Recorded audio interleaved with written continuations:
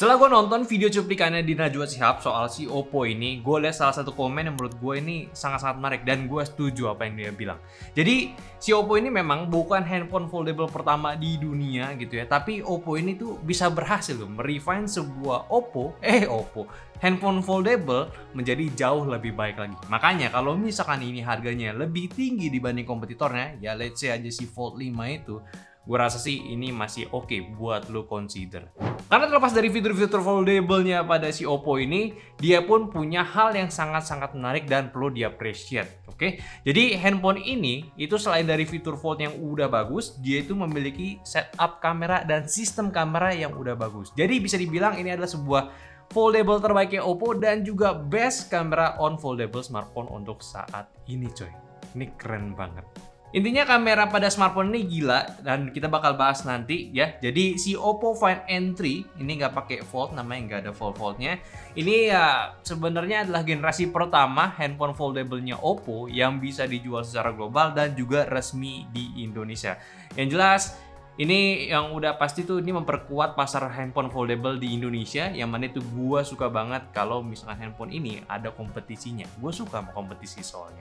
Anyway, bentuk HP-nya ini masih cukup ergonomis, saat dilipat itu nggak memanjang, tapi tetap kayak megang handphone biasa aja. Jadi pas saat dipakai ngetik pun juga nggak kerasa sempit. Ukurannya itu dia punya di 6,3 inci secara diagonal dengan rasionya 20:9. Jadi masih nyaman. Jadi kalau misalkan lu quick draw keluarin handphone lu, langsung pakai handphonenya itu nggak ganggu. Sebelumnya karena gue di Fold 5 itu layar itu lebih ramping ya, jadi sempat juga gue komenin juga di videonya.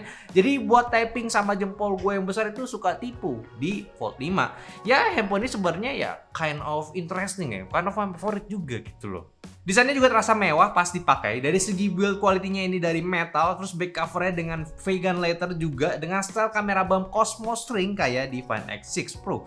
Dan pinternya si Oppo dia itu tahu orang itu udah beli handphone mahal kayak gini, nggak mungkin handphone itu kayak naked telanjangan aja nggak pakai case gitu. Dikasih case yang feel-nya itu soft touch gitu, dengan tekstur leather pula lagi. Jadi ini nice banget. Nggak tahu sih gue kalau misalkan warna gold itu gimana, karena ya si gold itu kan bagian belakangnya nggak vegan leather, dia pakai glass gitu, beda.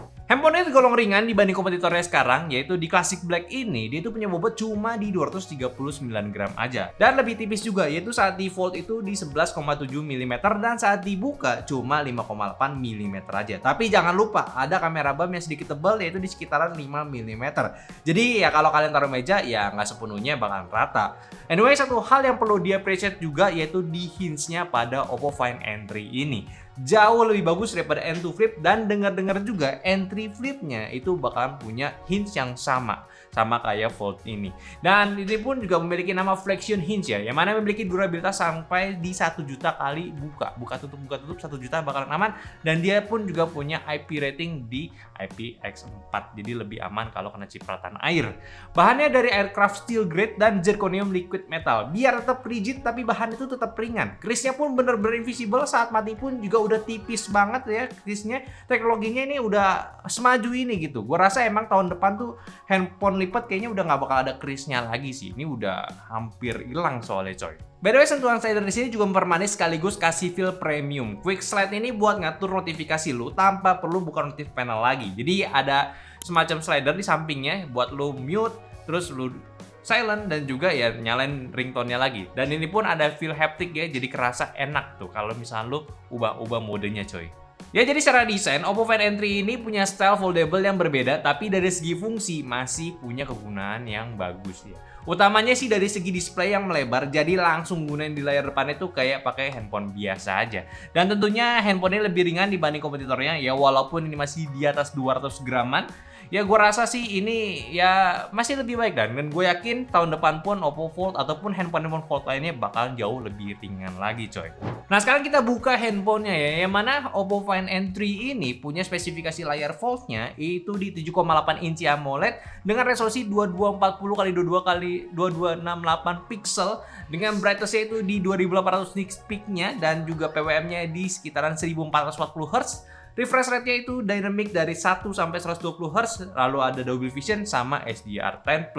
Anyway, layar depannya pun juga sama, speknya mirip banget, yaitu di ukuran 6,3 inci AMOLED resolusinya 2484x1116 dengan brightness-nya itu di 2800 nits peak juga. Lalu untuk PWM dimming-nya itu di 1440, refresh rate-nya sama 1 sampai 120 Hz, Dolby Vision, HDR10 pun juga ada dengan rasio tadi 20:10, dan ini pun udah memiliki Ultra Thin Nano Crystal Glass, itu sebutannya, bagus deh intinya. Jadi ini udah flagship spec lah ya, refresh rate-nya udah dynamic juga, jadi udah oke. Resolusinya bagus juga, dari depan belakang pun sama. Jadi kalau lu merasa ini bakalan bagus di layar depan ataupun layar foldnya, kayaknya lu udah nggak usah pakai pikir lagi gitu, tinggal pakai aja karena dari speknya secara general itu udah sama. Jadi lu mau main game di sebelah sini ataupun di sini ataupun nonton di sini ataupun di sini, itu sama aja kualitasnya, Pak. Tapi sebenarnya gua agak bingungin yaitu di bagian speakernya, Pak. Dia itu ada 4 buah lubang grill untuk speakernya. Cuma ini yang aktif cuma ada 3 doang, di bagian sini, di sini, dan di sini. Jadi yang sisi ini dia itu nggak aktif. Memang dia itu menyebutnya itu cuma punya 3 speaker Dolby aja gitu. Ya agak disayangkan gitu. Jadi sisi sini pun cuma sekedar pemanis estetik aja. Padahal kalau misalkan gua tes suaranya itu suaranya enak, dia itu juga ada semacam spatial audionya, dan itu pun bisa bekerja dari speaker dan juga audio. Jadi ya harus sih bisa 4 gitu. Sayang sekali Oppo.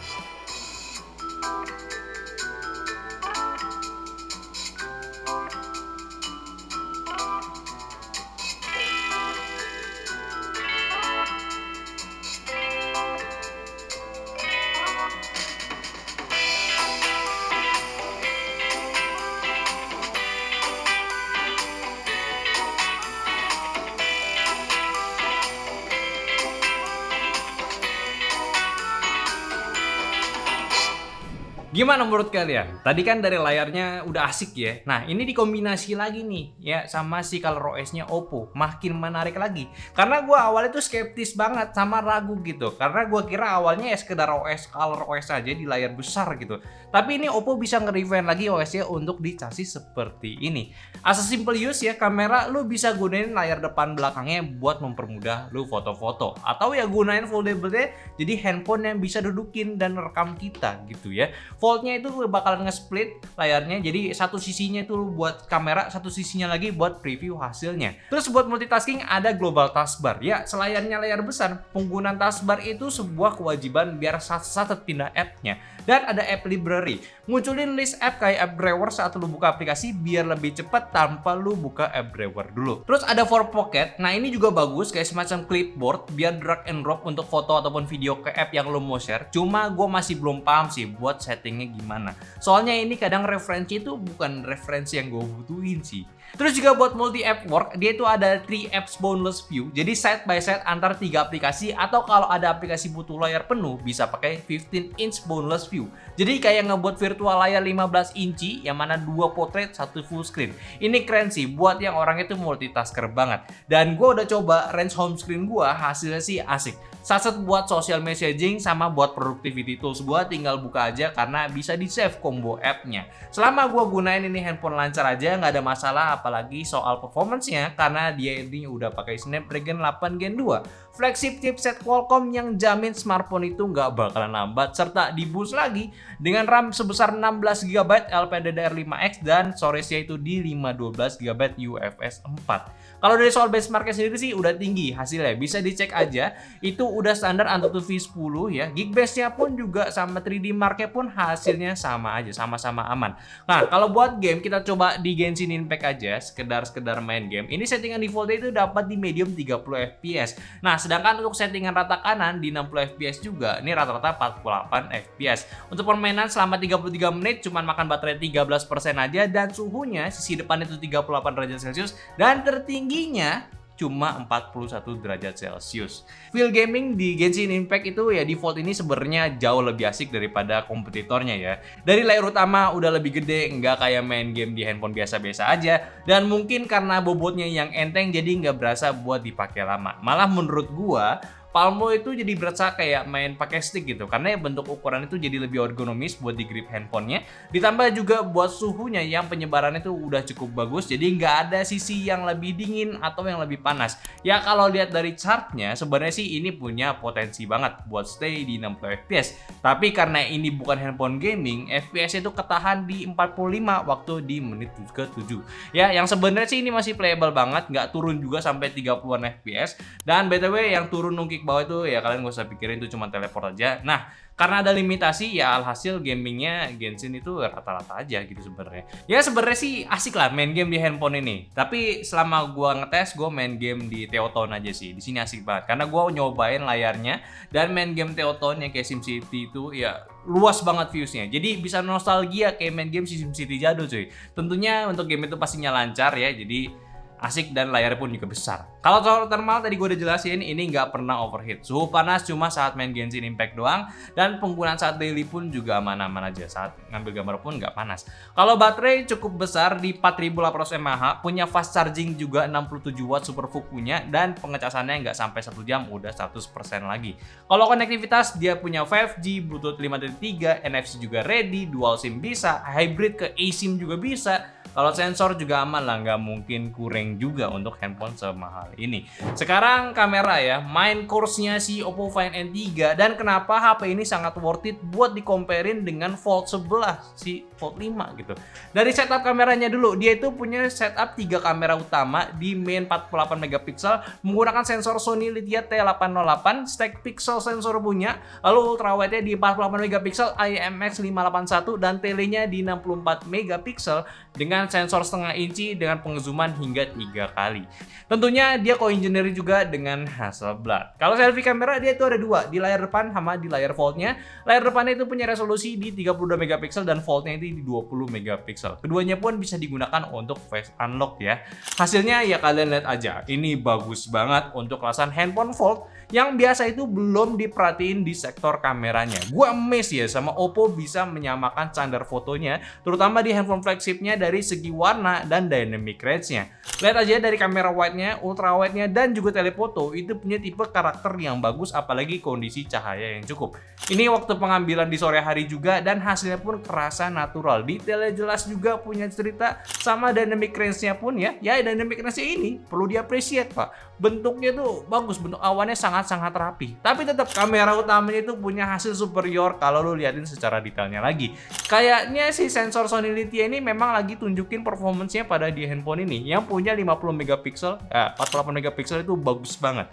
Bener-bener kombinasi sensor, chipset, dan OS yang udah cukup matang. Kalau telefoto ya, periskopnya pun nggak ecek-ecek ya. Bener-bener detailnya tuh dapet banget, walaupun digital itu cuma digital, maksudnya optikal itu cuma 3 kali aja, dan 66 kali itu masuknya udah lossless zoom ya. Ini kepake banget buat lu yang suka sama hasil-hasil potret lensa jauh. Ditambah lagi sama fitur Hasselblad, hasilnya Pak ini yang gua nggak bisa foto, jadi begini tuh, bagus banget asli gitu. Ingat, ini bukan handphone konvensional ya yang jual kamera flagship kayak flagship lainnya gitu. Ini baru kayak gini nih, ada di sini gitu ya. Jadi gue emes gitu. Terus ada pula photo action mode. Jadi buat foto sport yang shutter speednya cepet, dia itu hasilnya bagus. Masih kerasa natural, nggak dibuat-buat oleh AI-nya. Ini keren dah. Ini lu bisa kreasi sih sama handphone ini, kayak gimana lu mau coba eksperimen bisa aja itu. Jadi nggak cuma handphone kerja doang. Nah kalau video di pencahayaan yang bagus, hasilnya ya bagus juga, jernih. Cuma emang agak sedikit saturated dari segi warnanya. Tapi masih fine sih menurut gue. OS-nya ada, stabil juga, lens switching antara 3 lensanya pun juga bisa. Aman deh si Oppo ini. Paling yang mode low light-nya aja. Kalau pengambilan kurang cahaya, kadang telefotonya itu nggak mau aktif. Dan ini sangat wajar pasti kalau tele itu butuh cahaya yang lebih juga. Jadi kalau video zoom itu biasanya manfaatin kamera utamanya di zoom secara digital aja.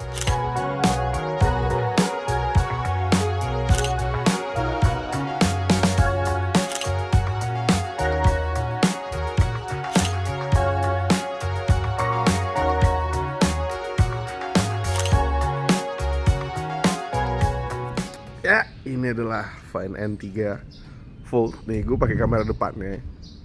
Kamera yang di luar ya, screen yang luar ya. Udahlah, ini bagus banget ya. Ini 4K 30 fps by the way. Ya, gue sengaja nih, lihat dia dapat highlight muka di langit di sini. Ini untuk kamera depannya. Mantep sih. Nah, ini kayak ada stabilizer gitu. Jadinya lu bisa lebih stabil gitu. Tapi ya ini cuman Full HD 30 fps. Dan satu lagi, ada satu poin yang menarik sebenarnya di N3. Nah, ini gua rekam pakai cover screen ya ini ya. Pakai screen kamera yang di dalam ya. screen dalam gua mantep sih jatuhnya sih. Ini karena dia bukan under display, jadi dia tuh bisa ngasih gambar lebih bagus gitu. Sebenarnya emang nggak mungkin ya lu ngerekam pakai kamera yang di dalam ini, cuman menurut gua ini kepake saat lu buat teleponan atau meeting sih, karena kan lu biasanya ngelipet kan. Nah udahlah, untuk mic-nya juga sama aja. Gue coba backlight, oke masih bisa dapet, tapi ya ini kebutuhan dalam ruangan sih harusnya. Dan satu lagi, nah ini yang paling mantep mah inilah, ini perekaman di IK. Jatuhnya sih ini lu ngerekam curang ya, itu pasti curang karena ini ngerekam pakai kamera belakang. Gokil, lu lihat gak sih? Ini gue nggak nyalain depth-nya ya, cuman ada efek-efek bokeh gitu sih. Wah, gokil banget, dan ini bisa di ultrawatin ya gitu. Jadi ini bisa dapat yang banyak sih, dan walaupun susah juga sebenarnya, tapi enak ya, enteng banget ya. Ya udah itu aja, mending kita balik ke studio, let's go. Nah, jadi kesimpulannya ya, buat kalian yang nonton dan ngerasa masih skeptis gitu ya, atau bahkan nyebut gua itu sales Oppo, coba inget aja kata si Bang David Gadgetin. Oppo kalau udah di kelas flagship itu beda dan bagus banget. Dan itu bener cuy.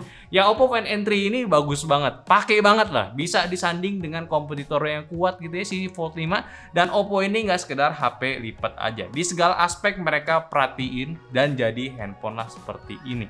Minusnya ya nggak bisa jadi desktop aja sih kayak si kompetitornya. Tapi ya mungkin kalau disurvei penggunaan fitur itu ya nggak banyak juga. Setidaknya fitur produktivitas Oppo pun nggak dilewatin ya. Cukup masuk akal, dan ya seperti saudara kembarnya aja di US yang disambut baik sama tech reviewer sana, handphone ini ya sangat mewakili penasaran gua. Oppo kali ini ya berhasil lagi impress gua setelah Oppo Reno 10 Pro Plus kemarin yang punya kamera bagus. Sekarang another top tier-nya pun juga sama. Ya kalau lo ngerasa handphone Fold itu perlu punya kamera sistem yang bagus, ya gua rasa udah jelas saat ini adalah Oppo Find N3. Tapi emang target pasar Oppo Find N3 ini atau ya smartphone Fold saat ini bukan untuk kebanyakan orang. Targetnya udah jelas punya yang kerjanya tuh posisi top level gitulah, yang mungkin handphone konvensional kurang bisa maksimalin penggunaan hariannya. Gue sendiri kebayang gimana udah gunain handphone ini buat produktivitas. Selama seminggu pun gue udah pakai handphone ini jelas bukan handphone yang cuma ikut-ikutan tren aja. Cobain aja kalau kalian nggak percaya, cobain ke Experience Store. Cobain handphone ini, yakin. Anyway, mungkin kalian consider juga, ini spend money banyak gitu ya. After sales-nya gimana? Ya sejauh ini sih kalau lu cek webnya Oppo, lu bisa aja dapetin Oppo Premium Service-nya ya. Yang menariknya sih dia ada international warranty service, jadi emang cocok gitu sama target pasarnya. Buat yang suka trip ke luar negeri, handphone yang masalah, bawa aja ke service centernya Oppo di negara sana. Sisanya ya dapat garansi biasa Oppo aja sih. Bisa ganti anti gores, ada insurance-nya juga, atau kalau mau tambah Oppo Care Plus juga bisa. Atau simpelnya, Oppo juga udah kasih jaminan 4 tahun update software dan 5 tahun security patch juga. Jadi punya handphone gantinya tuh beberapa tahun ke depan udah bukan masalah lagi. Ya udah cukup aman lah. Jadi menurut kalian gimana sama Oppo Find N3 ini? Bagus gak kira-kira? Gue yakin sih kalian marah-marah gitu.